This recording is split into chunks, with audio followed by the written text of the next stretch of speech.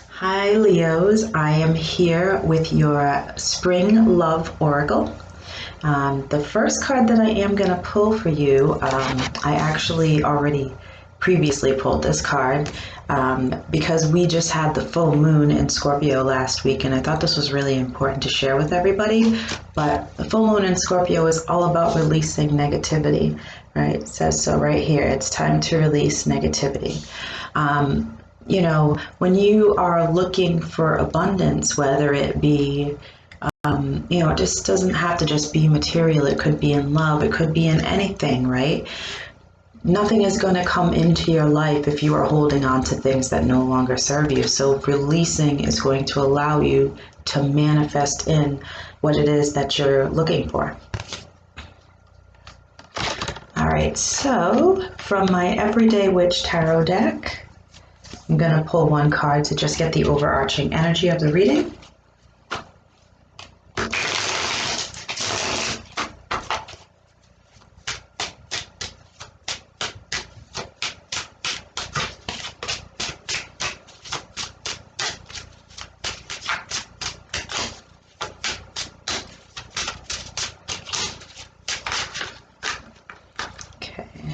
This one here wants to come out. All right, so we've got the World card, okay?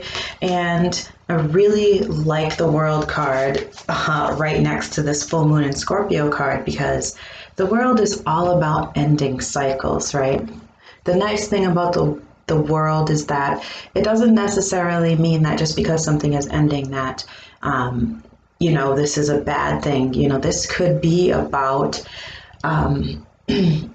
ending some sort of a cycle that's holding you back from, progressing in some area of your life, right? So that is your overarching energy, okay? That is also the last major arcana card in the tarot deck, so it's almost like you've come to the end of some sort of journey or, learning experience in regards to something in your life, and now it's time to end that cycle and take what you've learned from that lesson and to move on into something new. All right, so now we're going to get into the love portion of your reading. I've got my Lover's Path Tarot deck. This is a new deck for me, so sometimes I see a card and I'm like, what is that card? It is just like a regular tarot deck. Just a little formatted a tiny bit differently. Okay, we got cards going crazy over here. We got the cards going crazy. All right, so see if we can get a card from Spirit about the situation.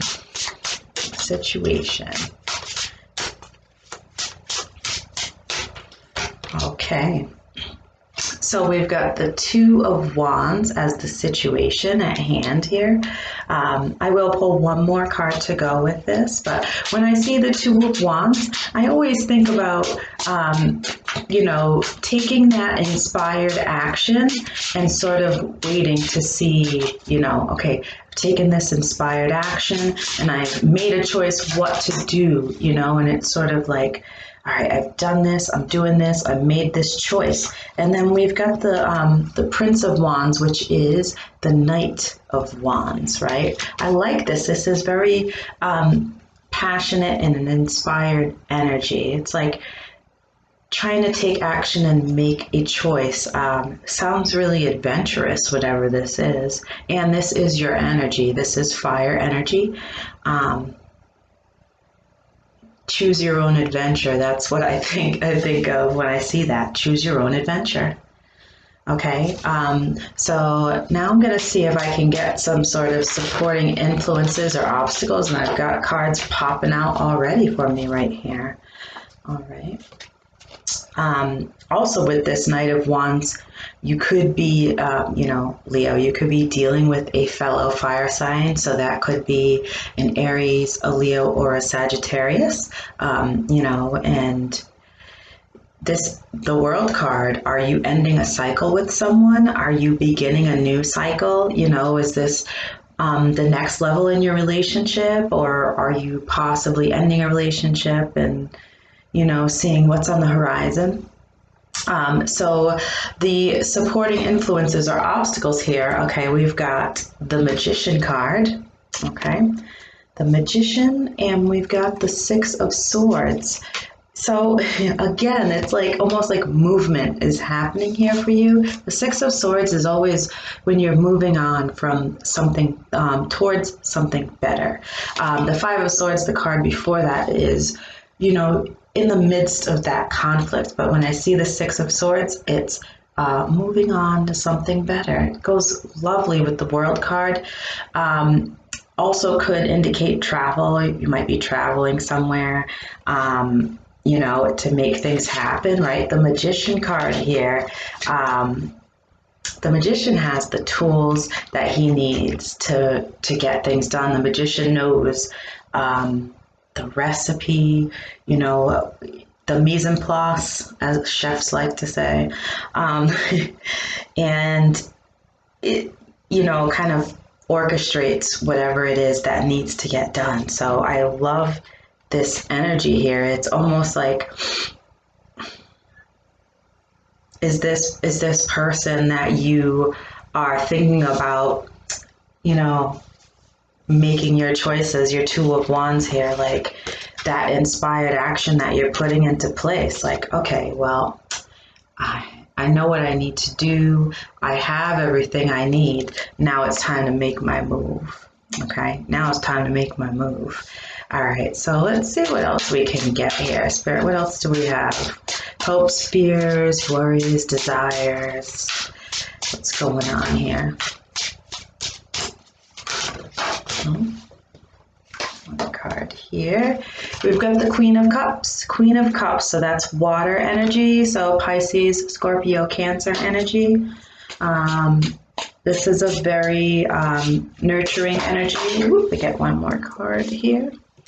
And it's the King of Wands. Okay, so we have, so now we've got a couple here, right? This is, you know, this is a water fire energy, which kind of makes me think of like temperance, like alchemy, like, you know, things coming together and sort of being able to blend together. You know, you don't want oil and water, right? The Magician, when the Magician puts the recipe together, the Magician wants it to come together nicely, you know, not to separate. Okay. And so that's what I think of when I see, you know, wands and water together. It's like really you have to have the perfect alchemy.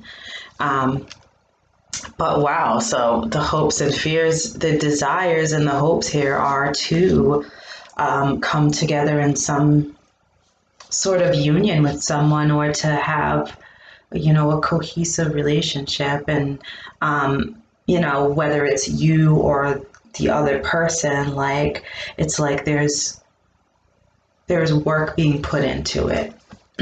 Okay.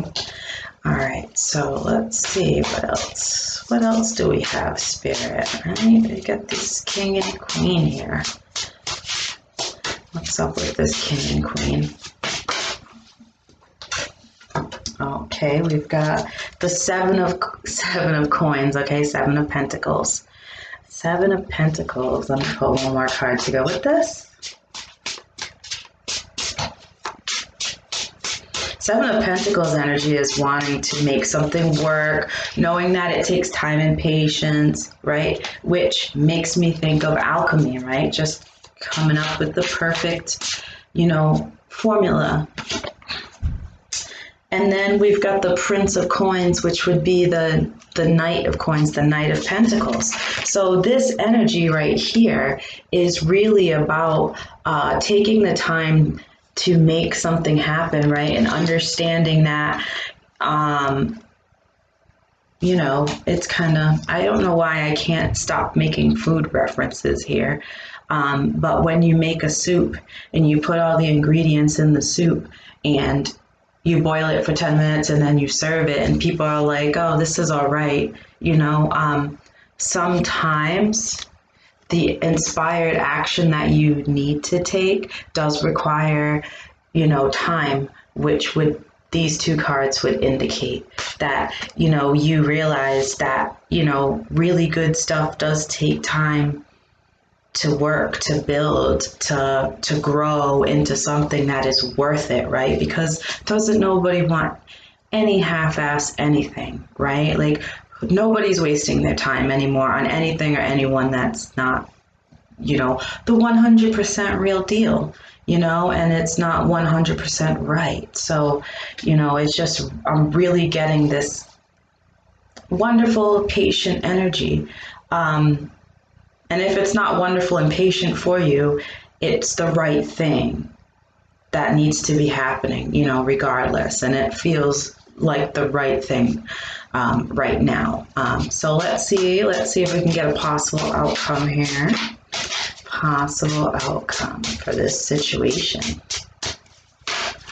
You know, just letting things marinate. Okay, wow. The 10 of Pentacles is the possible outcome here, right? So this is like that union coming together and everything working out in regards to, you know, stability and, you know, just having a solid foundation and feeling supported and feeling secure and safe, right? Let me pull one more card to go with that.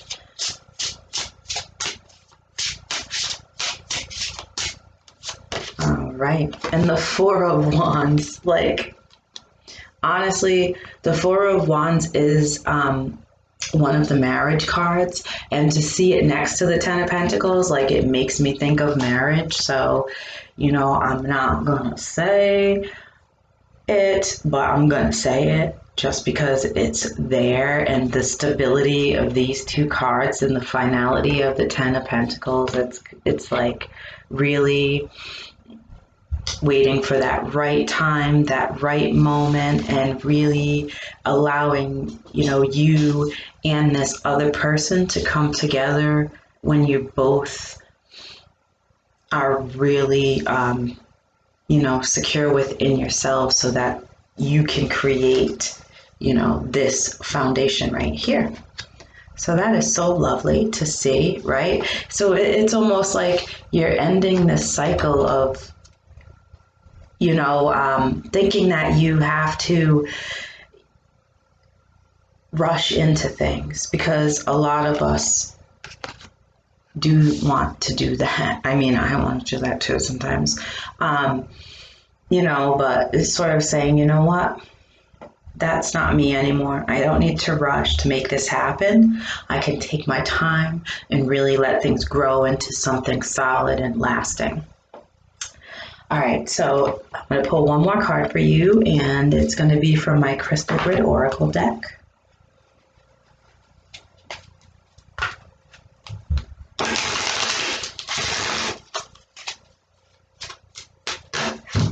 Okay, what do we have here? Okay, card number 14, and it says deep healing.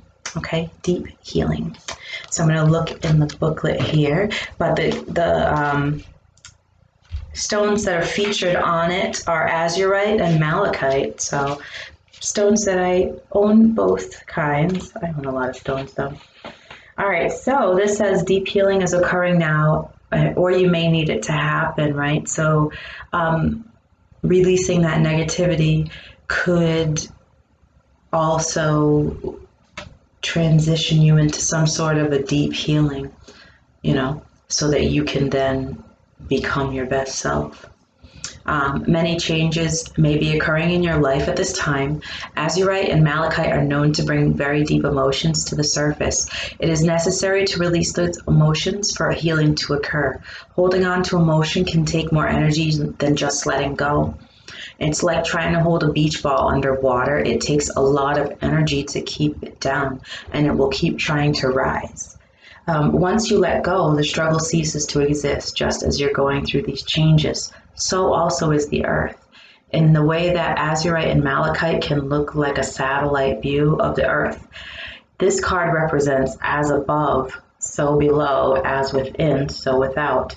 Allow yourself to release whatever has been buried, and know that as you heal, so too does this healing occur around you. So try to practice some healing exercises, some chakra balancing and clearing. Envision yourself protected, as sometimes when we are healing, not only do we talk about how sometimes our health is affected when we aren't feeling well, like mentally either. So when you're healing, it's like you're healing a wound, and you need to protect yourself as that wound heals. So try just doing some, like I said, chakra balancing, clearing exercises. So Leos, I hope that helped.